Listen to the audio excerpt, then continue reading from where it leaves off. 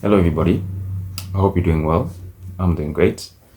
And as always, we're back with another video, back with another topic of discussion for all of my athletes or whoever is interested in learning how the mind of an athlete works. Today, we'll be talking about unexpected opportunities. Unexpected in the sense that opportunities don't always come the way we expect them to, the way we idealize them, right? So, why is this important? It's important because, like I said, imagination and real life don't always go hand in hand. For most things that we desire in life, we all have an ideal scenario of how it's going to go. We all have a perfect scenario of how our game is going to go, how our performance is going to go, how an exam can go, how your first day at a job can go. But in reality, it's always very different to what you imagine. And it doesn't mean that it went badly, but even when it goes well, there's still a big difference in between imagination and reality. And in sports, I think that it's no different when it comes to the opportunities that we expect, the opportunities that we work for. So, what are the main issues encountered when it comes to this?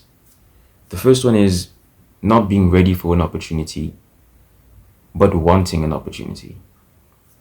Most of us are so eager to reach the next level. Like I mentioned in my last episode, we want the next thing so badly. We work towards it so hard. We put so much time and effort into it. But you're not always ready for that opportunity. You would want it to come maybe as soon as the season ends, but sometimes it doesn't always go according to plan. The season might start in September, but the registration window ends in November. And for people, let's say, that haven't signed by September, they might start dropping. They might start getting frustrated, which is natural, but it's not over yet. You can still get opportunities just like that. And the issue is that people are not ready for those opportunities.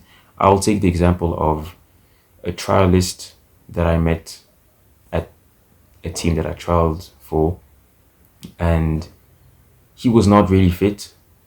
The coach pointed it out, and what he said was, okay, but I was only told about the trial yesterday, which is understandable. But at the end of the day, if you want to play football, but you're not ready to play football, it doesn't really make sense. So that's the first issue, not being ready at all times. Wanting something, but not being ready for it. And then you complain that you don't have it when it's presented to you. So that's issue number one.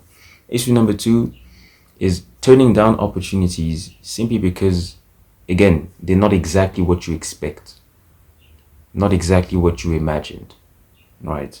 Even though these opportunities can help you, whether it's short term, mid term, long term, sometimes opportunities, even if they're small, can be stepping stones to reach that next level. And unfortunately, a lot of people don't always realize that.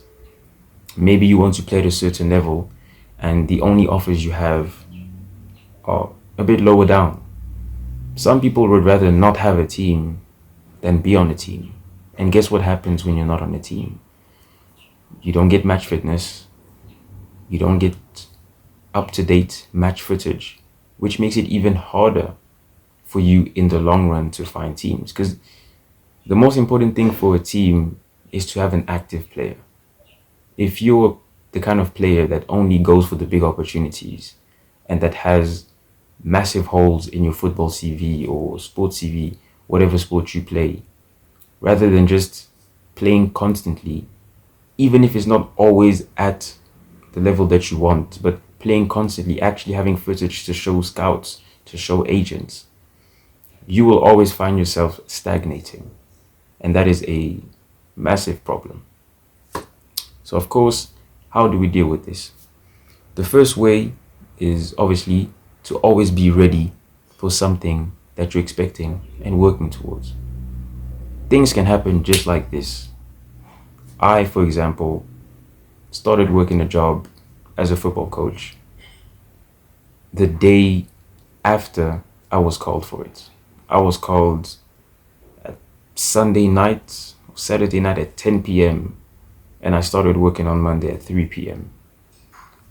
For football, I remember there was this team that I contacted back when I was in France, which is a team I had actually ended up playing for. I contacted them during the day. They replied maybe 2-3 hours later, and they told me that I could trial for them in 2 hours. It was around 4 p.m. Training started at 6, and that I could go there to trial. And sure enough, I made it to the trial. But don't be that person that is not open to that. Don't be that person that is not on your toes and ready to receive what you're so eagerly waiting for. Opportunities might not come in a way that gives you more time to prepare. Why is that so? Because you should already be ready. Even if you're called to go on the trial in an hour, you're fit. You cannot go there saying that I'm not ready. I was only told about this today. If you're already training, you're fit, your game is on point, your mind is on point. Even if you're given 30 minutes to prepare, you're already ready. The only preparation at this point is just making your way there.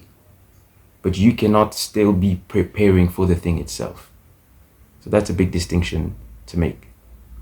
Second thing is to be grateful for the opportunities that are given to you, and always see how you can learn something, how much value these can bring you in the long run. Again, it might not be at the level that you want. Truth is, you don't always get what you want, and you're not always at the level that you want to be at. It's not that you're not good enough, but it could just be that you're not at the right place at the right time. And for the time being, these are the only offers you have. Instead of turning them down and letting your ego and letting your pride get in the way, humble yourself and be grateful for what you have. It's always important to do best with what you have, rather than chasing after things that you don't have, losing what you have, and just finding yourself in the middle of nowhere.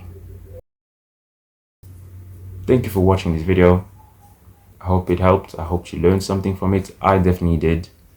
I think that this is something that we all deal with to a certain extent. Now, I think that for some, it probably blocks more doors than for others. But deep down, I think we all struggle with this. So I learned from this. I hope you learned from this. And yeah, catch you guys next time.